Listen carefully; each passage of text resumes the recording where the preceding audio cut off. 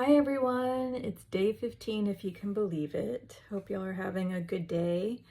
I was able to take my sister's kids out for some coffee and treats, and that was really nice. And today I'm pulling on the future of tarot and just like card divination in general. I'm not like a historian, but I'm really interested in how it was, I guess, our modern understanding of it or use of it is like a Western divinatory practice, but it's rapidly being used by all kinds of people, and their own like card divination practice is possibly also beginning to intertwine with tarot and oracle and the way that we read it in the West. So I had just pulled some cards earlier with this thought in mind. So the first one I got was the Five of Cups, which is here, it's specifically the word grief. And I think that it's going to continue being a source of comfort, but also just a source of guidance and like a way to express whatever it is that we're feeling or what we're going through. A lot of people go to these systems like card divination and astrology and everything else during times of grief. So I see that's going to be a continued use here and worldwide. The next card that I pulled is the Crone of Cups, which is the King of Cups, and what a stunning card. And here it says healer.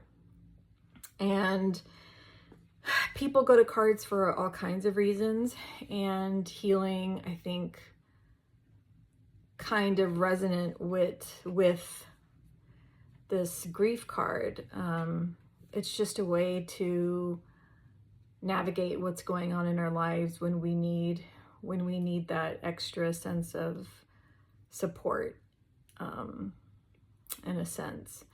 So definitely see this as part of card divination in the future. The third card that I pulled is the Universe, which is the World card, and it's also a very beautiful card. And I completely agree actually with this 3-card spread. And I mean, one of my interests with card divination is just how people of different religions and different cultures are interacting with tarot, Hinduism, and just from my perspective, and just people who aren't following the traditional path of their religion of origin, or want to mix these things, and kind of like see what the result of that's going to be here in the future. And Universe also tells me that it's definitely gonna continue across the world, across gender, age, again, religion. People may come to it at 10 years old. People may only come to it at age 80. People may start at 15 and use card divination for 5 years and leave it for 30 years and then come back, which is true of a lot of things in our lives. But I think it's definitely going to be more of a universal experience. And it's going to continue. I think the use of it is going to be broadened. Some people are going to use it as divination, as a spiritual practice, personal, professional. I think it's going to just be one of those things where 1 in 5 people are going to be owning at least one tarot or oracle deck. Another thing that I think just personally is that the industry in and of itself is not going to stop. People are going to continue creating decks, and they're just getting better and better. People are producing decks on their own. There are ways to work with like third-party card makers like Make Playing Cards, or is it Game Crafters? To order cards on demand. There's also the possibility, like a lot of us make our own cards and just use index cards. But it's definitely still a point of connection. So I think it's just going to continue growing, and it's just going to be a lot more common across people's experiences. And it's not going to be as taboo anymore, I don't think. So yeah, so that was just kind of a cool little read on the future of tarot and oracle and card divination. And oracle decks are just getting amazing. I just got 2 more yesterday. I mean, they were like secondhand and not very expensive, but still, I love them. Oh, and quickly, I wanted to do an oracle pull. This I got a while ago.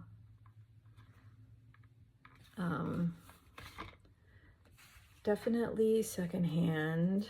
These are the backs. These are kind of the fronts.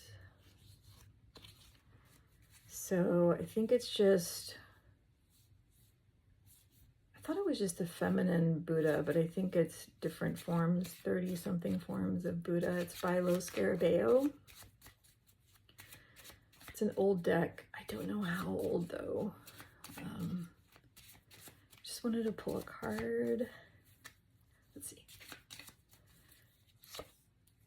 Okay, this is Amrita, card number 16. So it's called the Kalachakra Oracle cards.